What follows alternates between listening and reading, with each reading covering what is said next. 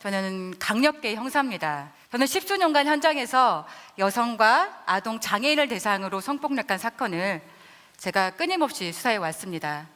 어떤 분들은 여성이자 아이의 엄마인 저를 보고 어떻게 이렇게 강력 형사로 이렇게 근무할 수 있을까라고 하시면서 와, 정말 대단하세요. 진짜 짱인데요. 라고 이렇게 말씀 많이 해주셨는데요. 저도 사실 처음에는 그런 칭찬 말들을 듣고 우쭐하기도 하고 제 자신 스스로가 대견스럽기도 했습니다. 그런데 어느 순간 제가 처리하는 사건이 쌓여가면 쌓여갈수록 뭔가 이상한 감정들이 들기 시작했습니다. 사실 뿌듯함보다는 후회감과 안타까움만 더해갔습니다. 제가 심혈을 기울여 처리했던 사건들은 종종 검찰에서 무혐의 판결을 받거나 아니면 법정에서 무죄 판결을 받았습니다. 정말 어렵게 풀었던 사건들이 검찰 단계, 법정 단계까지 가면서 다 이게 깨지는 거예요. 저는 몇 년 전 초등학생 아이가 집으로 돌아가는 길에 고등학생 뻘로 보이는 4명의 남자에게 둘러싸여서 엉덩이를 이렇게 만지는 이 성추행 사건이 발생했고 제가 처리했던 적이 있었는데요. 4명의 범인은 현장에서 도망가고 없었습니다. 현장에 가봤더니 목격자도 없고 그 범행 현장을 확인할 수 있는 CCTV도 전혀 있지 않았습니다. 유일하게 남아있는 증거라고 하는 것은 그 아이의 진술밖에 없었는데요. 이 아이한테 그때 당시의 상황을 물어도 전혀 답이 나오지 않았습니다. 그 아이는 엄청난 충격을 받았기 때문이죠. 일단 기다렸습니다. 이 아이가 말해줘야만 그 범인들을 잡을 수 있으니까요. 다행히 이 아이는 심리치료 끝에 안정감을 되찾고 저를 찾아와서 그때 당시의 상황에 대해서 자세하게 얘기를 해줬습니다.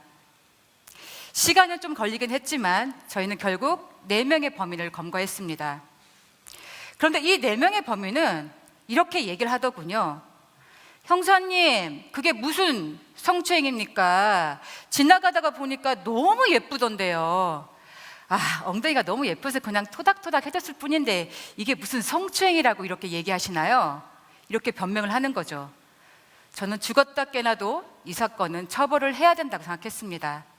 제가 자신 있게 이 사건은 처벌하는 게 마땅합니다라고 보냈는데 이게 법정 다툼이 된 거죠. 그 4명의 범인들이 가만히 있었겠습니까? 변호사를 선임해서 법정 공방이 시작됐습니다. 자, 피해자와 가해자와 이 두 말들이 틀리면 법정에서는 마지막으로 하는 단계가 뭐냐면 그 피해 아동을 법정에 증인으로 서게 합니다. 수치스러움이라는 것은 부끄럽다는 얘기잖아. 네가 부끄럽다고 얘기했잖아. 안 그래? 난 정확히 기억하고 있는데? 했더니 이 아이가 이렇게 대답을 하는 거예요.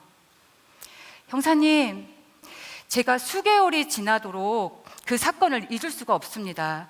생각하면 생각할수록 되게 끔찍한데요. 형사님, 저는 절대 부끄럽지 않았어요. 무서웠어요, 형사님. 피해자가 당시 느끼는 감정이 성적 수치심이었으면 바로 범죄가 성립합니다. 저희는 방송에서 그리고 뉴스를 볼 때 이 성적 수치심이라는 단어 아무렇지 않게 들어왔고 보아왔습니다. 방금 제가 이렇게 조사해 봤는데요. 뉴스에서도 성적 수치심 단어가 빼놓지 않고 등장하는 거 아실 수 있으시겠죠?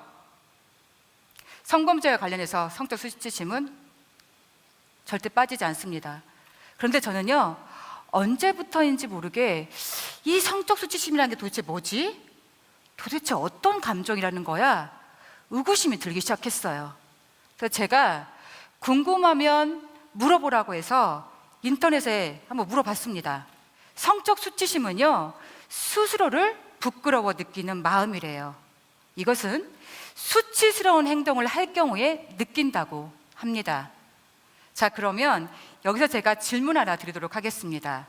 수치스러운 행동을 당할 경우입니까? 할 경우입니까? 네, 맞습니다. 할 경우예요. 자, 그러면 또 한 번 제가 질문 드릴게요. 그러면 이 수치스러운 감정을 느껴야 될 사람은 피해자입니까? 가해자입니까? 가해자인 거예요. 맞습니다.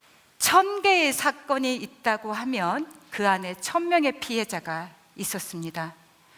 1000명의 피해자가 계시면 그 안에 1000개 이상의 피해자 감정들이 존재합니다.